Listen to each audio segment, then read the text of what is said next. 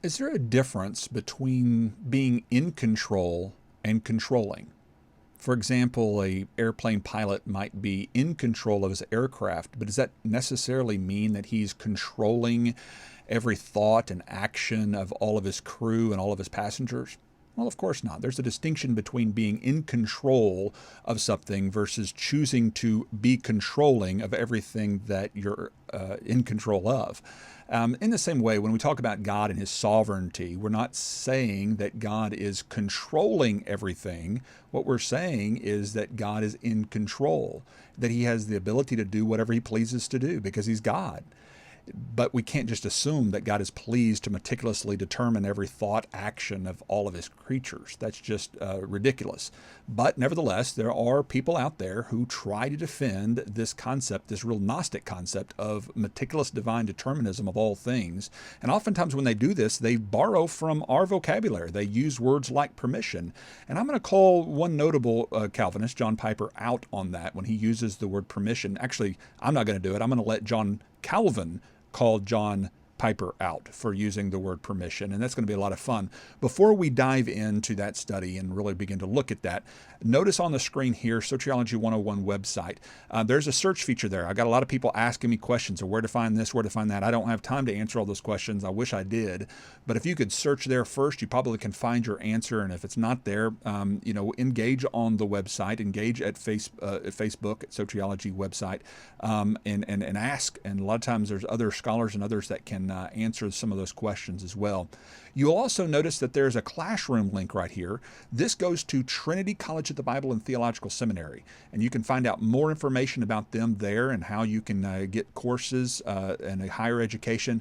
If you're looking for a good education at a lower cost than a lot of the traditional schools and on your schedule, Trinity is a great option. Also, there's a support link. If you want to help spread the word of God's love and his provision for all people, I've been really promoting this concept of provisionalism. It's not just a traditionalism. Calvinists have different titles. They call themselves Reformed, or they say that we believe in the doctrines of grace, or tulip. Well, instead of just limiting us to traditionalism, which is really about Southern Baptists, I like the term provisionalism, and so I've been really promoting that. If you want that term and the concept and the sociology of provisionalism, that God provides salvation for every man, woman, boy, and girl because he truly loves every man, woman, boy, and girl, and that he is a God that's good and holy and just. He does not determine, he does not cause, he does not bring about evil for his own self-exaltation. That's not the belief of the scriptures. And you believe that that word needs to get out there, that we need to begin to put more information out there on the website so that the first 2 pages of Google, when people type in the word predestination or the word election or the word soteriology or any of those things, that's all they're getting right now. If you want us to help spread the word, then push that support link. You can become a one-time donor, or you can become a patron of the podcast and help support and spread the word of God's love and provision. Now, let's dive into our topic.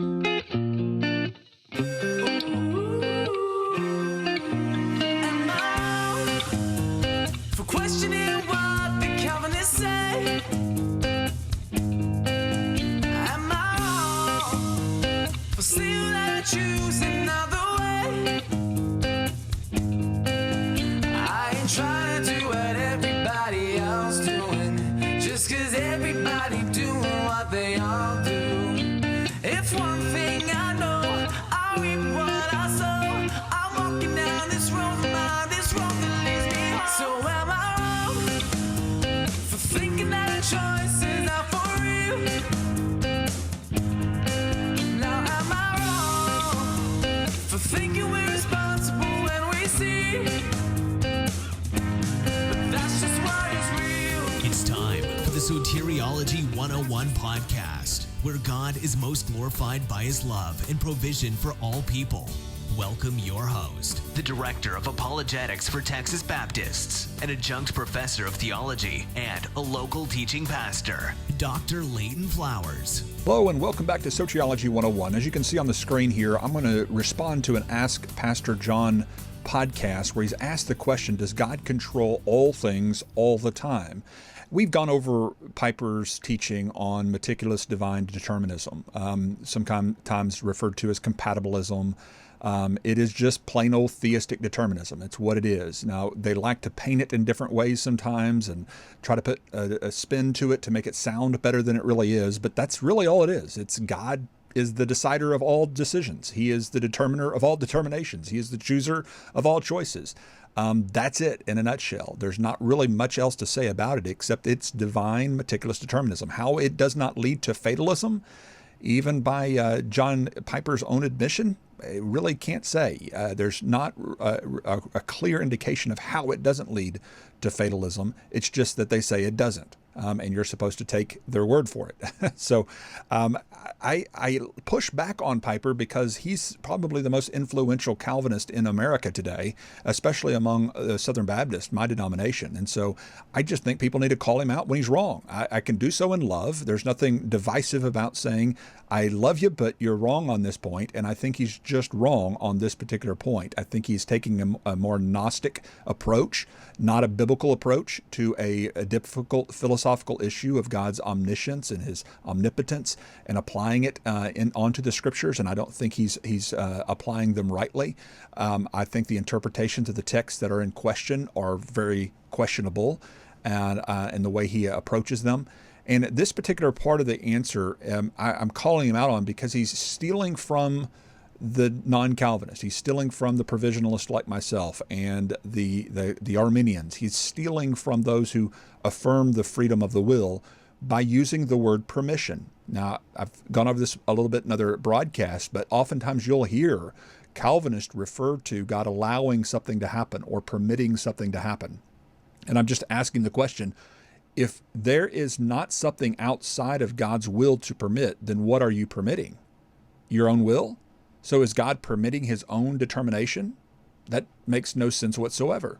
When you say you're permitting something, it is implying, if not explicitly connoting, the fact that there's something outside of yourself to permit and or restrain. You'll hear people talk, he permits this or he restrains that.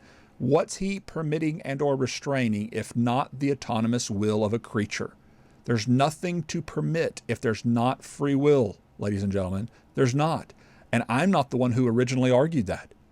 In fact, John Calvin's not the one who originally argued it, but John Calvin is the one we're going to look at because he debunks, calls it childish, and calls it a vain refuge to appeal to permission. We're going to look at. But before we do that, let's listen to John Piper's answer to the question. I'm going to pick up in the middle of it. I'll put the link in the show notes for you to listen to his whole answer. He gives some biblical proof text for why he believes in meticulous divine determinism of all things. But we're just going to call him out on when he uses the word permission because he's stealing from our vocabulary. And I'm just going to call him out on it. Piper, you can't do that. You can't say God permits something because you believe he actually meticulously causes, controls, does all things, as we've played you saying time and time again. I'm not in control here. It's arrogant, he says, to think you're in control. God is in control. Lastly, God's permission for Satan or man to act is nevertheless part of God's ultimate design and final control. So I'm trying to respond here to someone who says, well, God doesn't control everything. He permits lots of things. I'm saying that's right. He certainly does permit lots of things. How should we understand an all-knowing God with perfect foreknowledge permitting something in his infinite wisdom? So here's what Jesus says in Luke 22:31. Simon, Simon, as he's talking to Peter just before he denies the Lord. Simon, Simon, behold, Satan demanded to have you that he might sift you like wheat. But I have prayed for you that your faith may not fail. And when you have turned again, not if you have turned again, when you have turned again, strengthen your brothers. In other words, yes, I'm going to give Satan permission to sift you like wheat. And I know it's going to involve 3 denials, and I know you're going to turn, and I know that the purpose of bringing you back, according to my prayer, is that you might strengthen your brothers. So even in situations where God is permitting, he's permitting by design.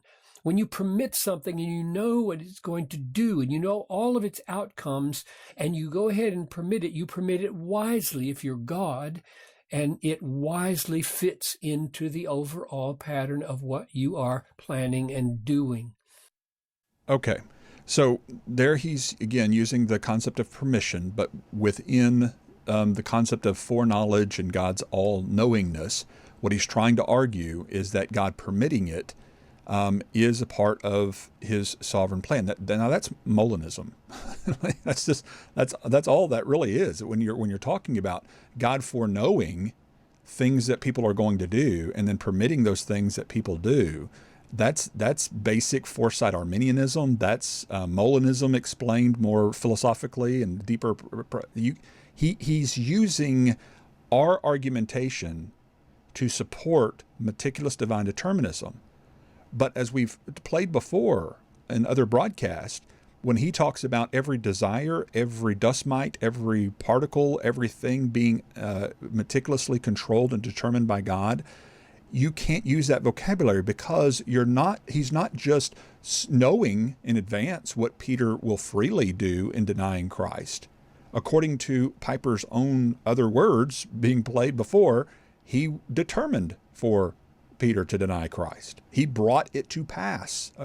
Very clearly, John Piper says, God does not just merely work these evil things like rape and the Holocaust and other things. He doesn't just merely work them for good or take them and redeem them for good. It says he actually brings about those evil things, including the very intentions, the very actions of man. So Peter, when he was tempted to deny Christ, the temptation was causally determined by God. The one being tempted, and when he fell into temptation, when he denied Christ, the desire to deny Christ, that was meticulously determined by God, not just merely permitted. In other words, God brought it about for his greatest glory, according to, again, Piper's own words. And so now it's almost like when he's getting pressed on the question, isn't God permitting these things? He's going, yeah, well, God permits them. He does permit these things, but because he foreknows what will happen, his permitting is actually a part of his sovereign design. Okay, well, again, that's Molinism. Okay, that's what simple foresight faith kind of guys say. He permits things that he foreknows is going to happen, and he doesn't restrain somebody from. That's just he's stealing from us, our vocabulary. He's giving explanations as we would give them, not as someone who holds to compatibilistic determinism. That's just the simple truth of the matter. And the reason we know this is not just because of what John Piper teaches, but what Calvinism proper actually believes and teaches with regard to these things. And I think we can see this more clearly when we just look at Calvin's own words. This is, again, quote from John Calvin: "How foolish and frail is the support of divine justice afforded by the suggestion that evil comes to be not by his will, but by his permission." So notice what he's saying here. He's calling, so John Piper is being called out by John Calvin. So if I'm kind of resurrecting Calvin from the grave here, and John Calvin is now calling John Piper foolish and frail. Okay? So it's not me calling John Piper foolish and frail.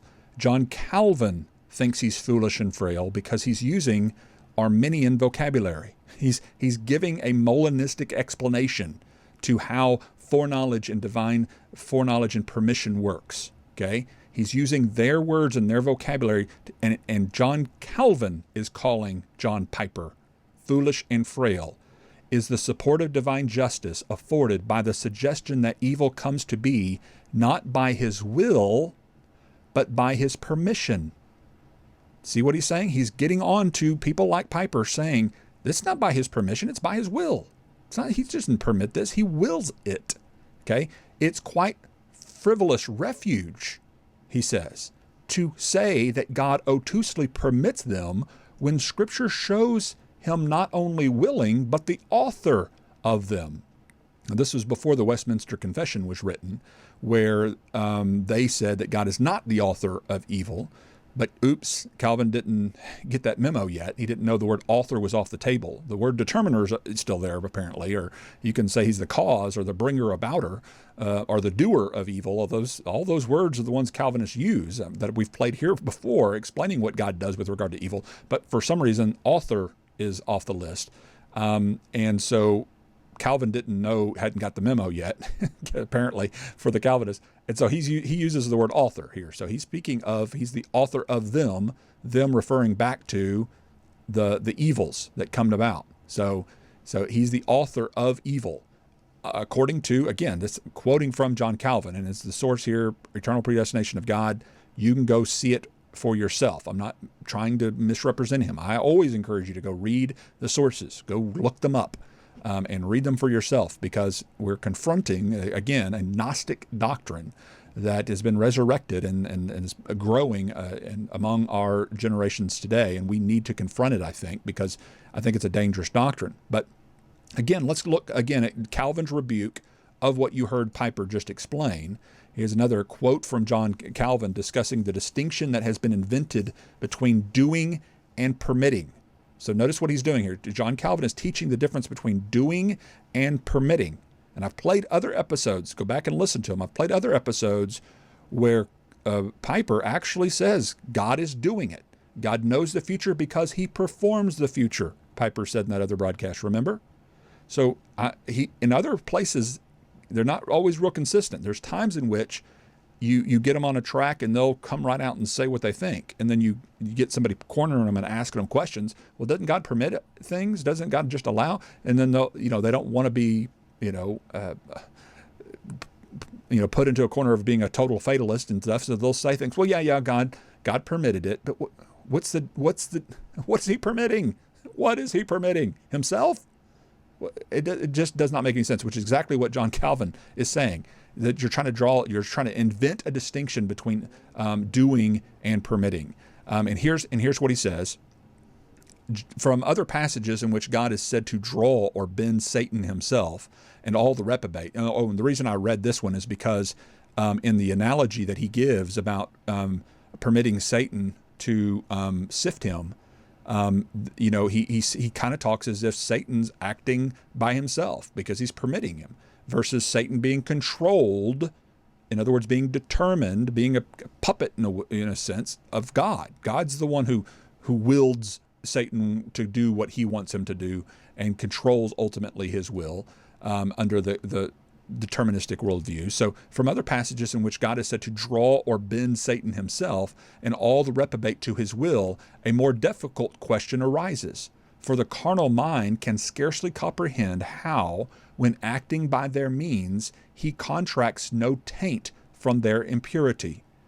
In other words, it's kind of hard to understand these words because they're spoken in that old English kind of language, but he's ultimately saying how God isn't guilty for causing Satan to do what Satan does, or evil creatures to do what that they do, is beyond his comprehension. He doesn't know how it works. He doesn't know how he's not tainted by their impurity.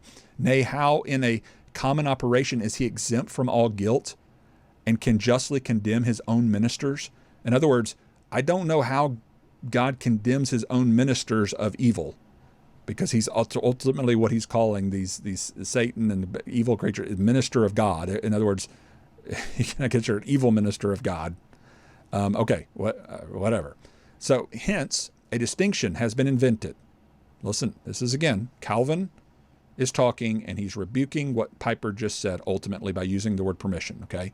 A distinction has been invented between doing and permitting, because to many it seemed altogether inexplicable how Satan and all the wicked are so under the hand and authority of God that he directs their malice to do whatever he pleases and employs their iniquities to execute his judgments.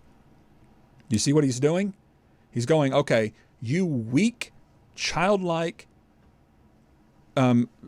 carnal-minded people who are using the word permission out there, you're trying to invent something between the concept of God doing it by softening it by saying, well, he's just permitting it. And Calvin's coming down on them for that. That's what he's doing here, okay? On the screen, that's what he's saying. He's saying, Satan all the wicked, when Peter denied Christ, God was doing it. Okay, that's what he's not permitting Peter to do it, to deny Christ. He's doing it. There's no distinction between doing and permitting in Calvin's mind. Why? Because he's a determinist. Okay, that's consistent determinism. Please hear this. The modesty of those who are thus alarmed at the appearance of absurdity might perhaps be excused, did they not endeavor to vindicate the justice of God from every semblance of stigma by defending an untruth. It seems absurd that a man should be blinded by the will and command of God, and yet forthwith punished for his blindness. Hence recourse is had to the evasion that this is done only by permission, and not also by the will of God. So notice what he's saying here. He's saying when people say this is done, just God just permitting it versus his willing it, that they're just evading the truth of the matter. He himself, however, openly declaring that he does this, repudiates the evasion. Men do nothing save at the secret instigation of God. So notice that. Men do nothing save at the secret instigation of God. So God instigates all evil intentions and actions. That's what he is saying. That's determinism. That is Calvinism. This is John Calvin. Okay? Do not accuse me of misrepresenting Calvinism when I'm reading from the sources and playing the sources for themselves. Maybe it's you that doesn't understand Calvinism, brethren. Again, I say this with respect and love, but the number one response I get is for people saying, you don't understand Calvinism. Who's reading the sources? Who's presenting the actual words of John Calvin himself from books that are on the subject? Again, you don't have to agree with everything that John Piper and John Calvin say with regard to Calvinism in order to be considered a Calvinist, but these guys are the most notable Calvinist out there. At least you can stop accusing me of not understanding Calvinism, and you can say, well, wait, no, we don't agree with that form of Calvinism. That would be a more appropriate response to me than saying, hey, you don't understand Calvinism. No, maybe I actually do understand Calvinism and you don't. And you've adopted a lower form, a more inconsistent form of the systematic that's just about the predestination of those who will be saved. And you don't even want to get into all this other stuff of him predetermining the evil of child rape and Holocaust and all that stuff. And maybe you just don't want to touch that and you just don't want to deal with the implications of all of that. Great. But don't call yourself a Calvinist and then accuse us of not understanding it. Okay? I say so in respect, but it gets tiresome when you're trying to confront a systematic that's growing within your denomination and among young people around you, and people keep coming up, oh, you just don't understand Calvinism. You just don't. Maybe you don't understand the system that you're promoting. You don't understand the implications of it fully. Maybe that's the problem. I'm just saying. So notice it says, secret instigation of God, and do not discuss and deliberate on anything but what he has previously decreed with himself and brings to pass by his secret direction. So when a person is raped and murdered and eaten by a Jeffrey Dahmer type of person, God is the instigator of this, according to Calvin, and he does not discuss and deliberate on anything but what he has previously. So he previously decreed it with himself, and he does it. Just like we heard from Calvin in that last episode. He brings it to pass by secret direction. He's the one who does this, okay? And of course, we know what they do. They'll use things like, well, the cross is the worst evil of all times, the murder of the innocent son of Jesus, and he directed that. So that must prove that if God directed the redemption of sin on Calvary, that means he must have directed every sin that was redeemed. What? So proof that God used the hardening of Israel and cutting them off in their rebellion proves that God also brings about all sin of all time? It makes no sense. As we've talked about before, it's like saying a police officer in a sting operation somehow proves that police officers bring about all crime. It makes no sense because a police officer hides his presence and uses the already criminal minds of criminals to bring about a sting operation. doesn't prove that police officers want all crime or caused all crime or directed all crime. It simply means that they worked in that moment through criminal activity, already criminal activity, to bring about one particular crime for a good purpose. That's what it means. And so if you have any ability to discern when God could strategically be working in time with people to bring about a certain thing to pass because of his omniscient knowledge and abilities to foresee what people will do in certain circumstances, then you don't have to impugn the nature of God and his character like that. Okay, and yeah, on down here it says, therefore, whatever men or Satan himself devise, God holds the helm and makes all their efforts contribute to the execution of his judgments.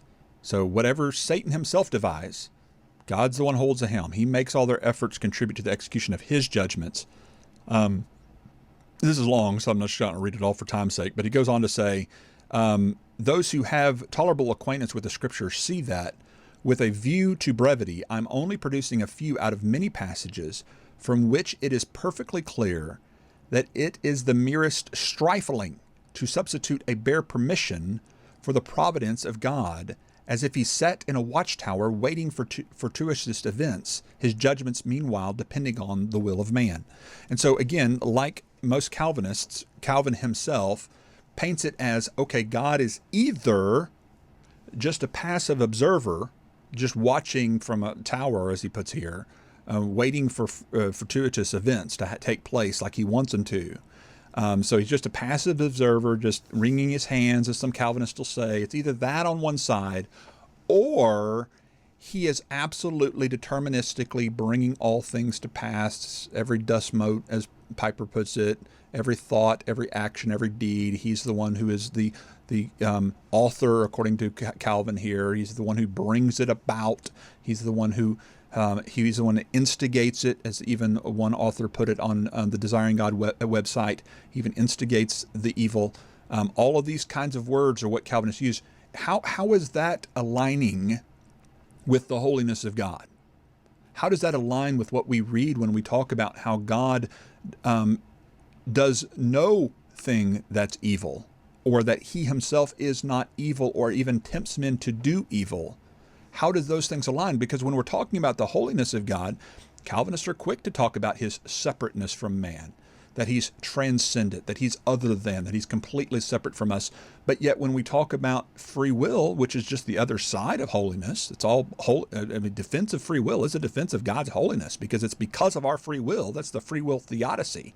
That's why evil exists, because of our free will. If you don't establish and have a strong, solid doctrine of God's permission, that he allows for creaturely freedom, that's where evil comes from. That's the origin of evil, that it springs up from your own desires, as James chapter 1 says. It's not springing up from the decree of God. It's not coming from God's decree or his determination. It's from the creature who is free. He has granted us the ability to make our own choices, to choose which of the desires that influence us. Desires, by the way, don't make your choices. Choosers make choices. Desires influence a chooser. And so you're not, like Sproul says, you're controlled by your greatest preset desire. That's animal instinct. That's not the way moral choice is made. A moral chooser chooses to act upon one of his desires. And so what determines a desire to be the greatest is if you choose to act upon that. The Calvinist resorts to a circular reasoning, saying ultimately that a person is choosing his greatest desire. And how do you know it's his greatest desire? Because he chose it. And why did he choose it? Because it's his greatest desire. And how do you know it's his greatest desire? Because he chose it. It's just this, as Jonathan Pritchett talked about, it's just this circular logic, and it makes no sense. The chooser decides which of the many competing desires he's going to act upon, and that's why he's held responsible. That's why we don't hold animals responsible for acting upon their instinctive reflexes within a given circumstance of stimuli. We understand they're not moral beings. We are. We can reason. We can decide. We can choose. And therefore, we are morally accountable creatures. Again, I know there's a lot more depth to this, but I just want you to see the inconsistency even within the Calvinistic worldviews of when they try to steal, so to speak, from the non-Calvinists in our world and try to steal our vocabulary to say, oh, well, we believe in permission too. No, you don't. Not unless you believe God's just permitting his own determination, which is just a kind of a smoke screen, as best you can call it. It's just like putting a layer between two things. Okay. Use an example to close here. Okay. So my child is heading to kick the dog. He's angry at the dog and he's heading to kick the dog. And I know he's going to go do that. It doesn't matter how I gain the knowledge. That's not really relevant. Just I know he's going to go kick the dog, and I have the power to stop it. I'm bigger than he is. So I could step in between him and the dog and I could stop him. I could prevent that from happening. So I foreknow he's going to go do something and I could prevent it from happening. But suppose I don't want to prevent it from happening because I want him to learn what's going to happen if you kick a dog. You're going to get bit. And I want to let him experience that for himself. And so I don't act to intervene. I permit him to kick the dog. Does that mean that I have caused his intention to go kick the dog? No, of course it doesn't mean that. His intention to go kick the dog was his and his alone, not caused by me. My knowledge of him doing it was totally detached from the fact that he chose to do that. It's not in any way causative. Knowledge of something in advance is no way determinative or causal. And when Calvinists just assume that because something is certainly known in the mind of a being prior to its happening, that somehow leads to determination, like the knower is the one who's determining it, that's just a modal fallacy. It's conflating the concept of necessity with certainty. Something can be certainly known without being necessitated or caused by the one who knows it. That's just, it just does not follow. And yes, of course, there's mystery involved with the divine concepts of his knowledge and infinite being. I mean, anytime an infinite being is interacting with a finite world, yeah, there's mystery involved, but there's no logical reason to suggest that God's knowledge of something in the future is only because he determined it to come to pass. Like he had to determine it in order to know it. That's just, that's weakening God's foreknowledge. That's actually weakening his ability. It's like saying God doesn't have the ability to foreknow anything unless he determines it first. I'm saying, no, God can foreknow the free creatures of the free knowledge and choices of other people. He has the ability to know other people's determinations. He doesn't have to determine other people's determinations in order to know it. It's the Calvinistic view that actually lowers the view of omniscience and knowledge. And so next time you hear the word allow or permit come out of a Calvinist mouth, let them read from Calvin himself and help them to realize that it's childish, according to Calvinism. It's childish and a vain refuge to appeal to permission or to premiere to this concept of God allowing or permitting something to happen, because the truth of the matter is there's no distinction within Calvinism between doing and permitting.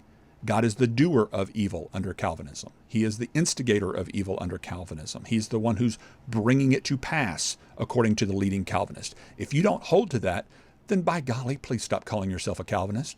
Please stop saying that you're a compatibilist, because that is not what the leading scholars among compatibilists and among theistic determinists, Calvinists, teach.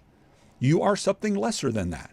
You are a hybrid of something else, but don't call yourself a Calvinist. And for the love of all that's good and holy, stop accusing people like myself for not understanding Calvinism, and stand on our side and help us to critique this rising Gnostic doctrine within our church, and help us to protect and to validate the truthfulness of God's holiness and his kindness and his goodness and his separation from all that is evil by defending his holiness. Thanks for listening. Blessings. Goodbye.